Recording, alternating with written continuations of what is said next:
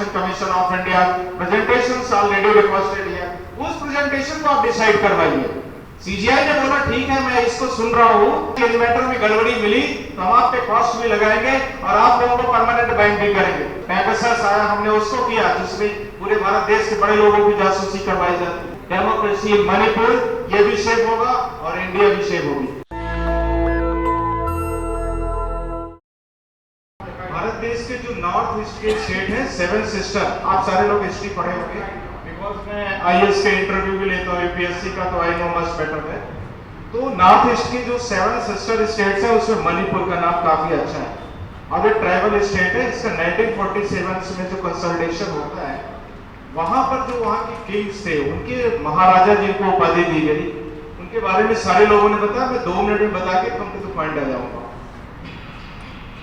उसके बाद से ऐसा समझ सकते हैं कि महाराजा की स्टोरी कुछ इस तरह से है कि जैसे इंडिया में एक प्रेसिडेंट की पोस्ट होती है, स्टेट में जाऊं तो गवर्नर की पोस्ट होती है और डिस्ट्रिक्ट लेवल्स में मैं आता हूं तो डीएम की पोस्ट होती है। Simple equivalent can be doing. तो ये पॉइंट आपको क्लियर हो गया कि व्हाट इज द महाराजा के वहां पर क्या था और किस तरह से उनके सारी चीजों के पास उनके पावर्स थे।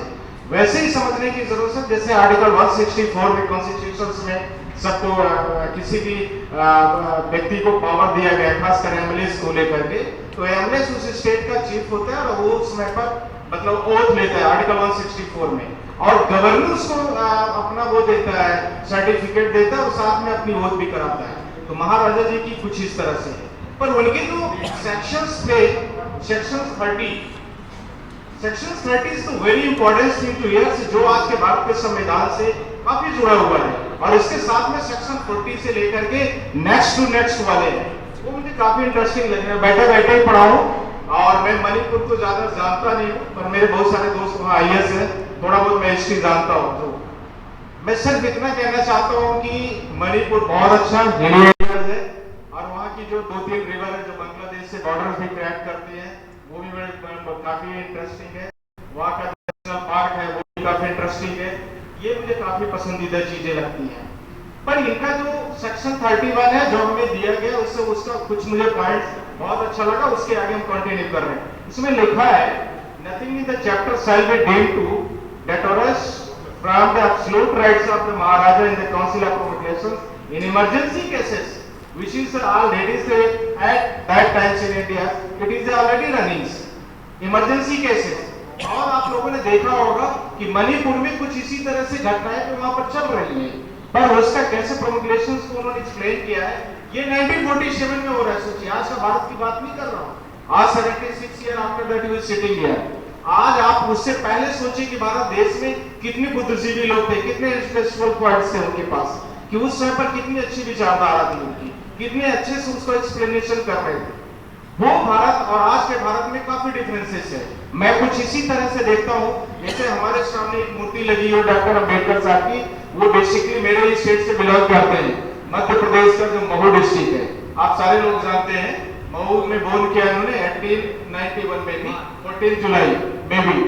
तो वो बड़ा कॉन्स्टिट्यूशन लिखे, पर महाराजा और मणिपुर का जो स्टोरी से वो ऐसा कुछ समझ सकते हैं कि वो भी उनसे बहुत कम नहीं था। जो जहां पर स्टेट पे चीफ था वो उस स्टेट को उसी तरह से रेगुलाइज किया, उसी तरह से संवैधानिक चीजों को बनाया, पर कॉन्स्टिट्यूशन जो बना उसमें सारी चीजों को कंपाइल किया गया। जो जहां पर जिस तरीके से ट्राइबल्स थे, जो जहां पर व्यक्ति जिस रिलीजन से थे, उन सारे कस्टम्स को उसमें काफी पैरास दिए गए और उस पे स्पेस भी दिया गया।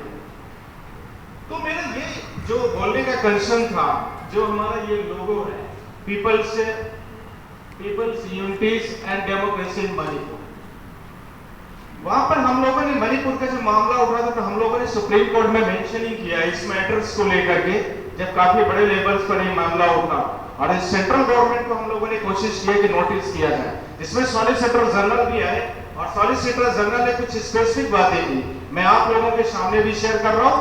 अब कल में कुछ घटनाएं घटी, उसके बारे में भी आप लोगों के सामने मैं थोड़ी सी स्टोरी को शेयर कर रहा हूं, क्योंकि मुझे लगता है कि बाकी हिस्ट्री सारे लोगों ने बोला है, काफी कुछ बोला है। जब हम लोगों ने सारे मणिपुर को दोनों जो रेस है वहां पर जो आपस में कॉन्ट्रडिक्शन चल रहा था, उस पर हम लोगों ने जैसे ही सीजीआई के पास मेंशनिंग किया और उस तरीके से किया कि जिस तरीके से एक सीजीआई के ऊपर काफी सारे लोग, सुप्रीम कोर्ट के सारे एडवोकेट्स जो कॉन्स्टिट्यूशन को फॉलो करते हैं, संविधान को फॉलो करते हैं, साथ में यह नहीं कि किसी पार्टी विशेष के व्यक्ति हैं। यह वो बाद में होता है, पहले ये होता है कि हम how can I save the constitution, how can I say the democracy, because the definition of the democracy is here for the people, of the people and by the people, but the state governments not following this types of। वहां पर governor जो थे, governor आप लोग सारे लोग जानते हैं सेंट्रल गवर्नमेंट की बॉडी होती है, वो उस तरीके से एक्ट नहीं कर रहे थे जो वहां पर चाहिए। सीजीआई ने बोला हमें तत्काल रिपोर्ट चाहिए, सॉलिसिटर ने बोला नहीं मैं अभी तत्काल रिपोर्ट में हमें टाइम चाहिए। तत्कालिक रिपोर्ट जिस स्टेट में आपका गवर्नर बैठा है, आप सेंट्रल होम मिनिस्ट्री के सारे अंडर में आ रहे हैं, वहां पर क्या आपको टाइम चाहिए। ये सारी चीजों के साथ में हम लोगों ने फिर बोला कि वहां पर काफी बड़े लेवल पर दंगे हो रहे हैं, डोमेस्टिक वायलेंस टाइप की चीजें घट रही हैं, पर वहां पर चीजों को और तरीके से सुप्रीम कोर्ट से अनुरोध है कि स्पेशल तरीके से उसमें कुछ किया जाए, वहां की इंटीग्रिटीज बनी रहे, वहां की प्रोटेक्टिविटीज बनी रहे स्टेट की। उसको लेकर के फिर सॉलिसिटर ने हमारे मतलब सॉलिसिटर में प्रेजेंट कर रहा हूं तो इसका मतलब आप लोग समझना सेंट्रल गवर्नमेंट ऑफ इंडिया। फिर उन्होंने जो भी एक्टिविटीज किया उसको लेकर के सारी चीजें चली रही है, पर किसी भी चीज का संविधान और जो संविधान के पैरामीटर्स हैं वो 5-6 चीजों को मिलकर के चलते हैं। पहला पैरामीटर होता है कि उसकी जो संवैधानिक स्ट्रक्चर है, इसमें जो जुडिशरी स्ट्रक्चर वो क्या कर रही है, और जुडिशरी स्ट्रक्चर उन सारी चीजों को मॉनिटर करती है। आर्टिकल 32 में सुप्रीम कोर्ट और स्टेटमेंट 226 में, तो वो सारी चीजें आर्टिकल्स को मेंटेन करती है। जो स्टेट गवर्नमेंट और सेंट्रल गवर्नमेंट कुछ भी उसमें प्रोग्रेशंस कर रहे हैं, कुछ भी लॉज ले आ रहे हैं, कुछ भी आर्टिकल्स ले आ रहे हैं, कुछ भी लेके आ रहे हैं, उसमें हमारे पास पावर होता है।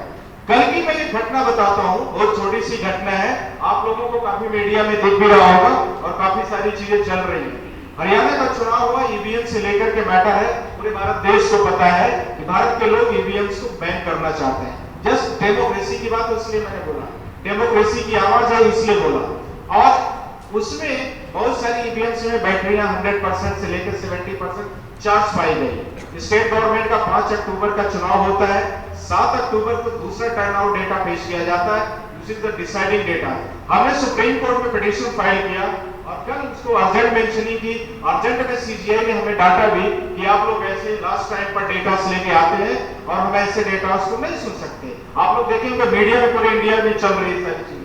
हमने सुप्रीम सीजीआई से बोला कि पहले आप मेरी पिटीशन पढ़िए, उसमें क्या मेरे ग्राउंड है, उसके बाद आपको जो डिसीजन लेना होगा you will take decision on whole opinions not my perceptions. फिर उसके बाद पूरे सुप्रीम कोर्ट में सारे क्योंकि बड़ा मैटर था, कल वो चल रही थी, बोले you want the elected government I rested here. इसका मतलब कि मैं कोई निर्वाचित सरकार है, निर्वाचित है, कोई वहां का राज्य है, मैं उसको बैन कर दूं। तो मैं बोला lordship not I meaning here, I am saying here you save the democracy, there is showing here the fair free and fair elections be conducted by election commission of India और not, this is the importance thing to here. तो फिर उन्होंने बोला ठीक है I will take this one, और उसके बाद उन्होंने बोला ठीक है मैं आपके मामले की सुनवाई दिन में 4 बजे रखता हूं।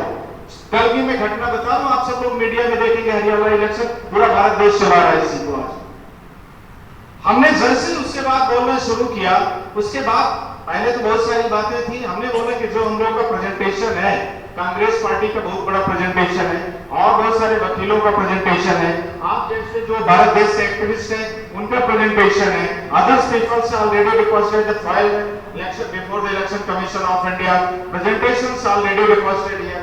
उस प्रेजेंटेशन को आप डिसाइड करवाइए, क्योंकि बिना presentation election commission is the head authorities of the India, because the article 324 to 329 already is given to full power of the election commission of India.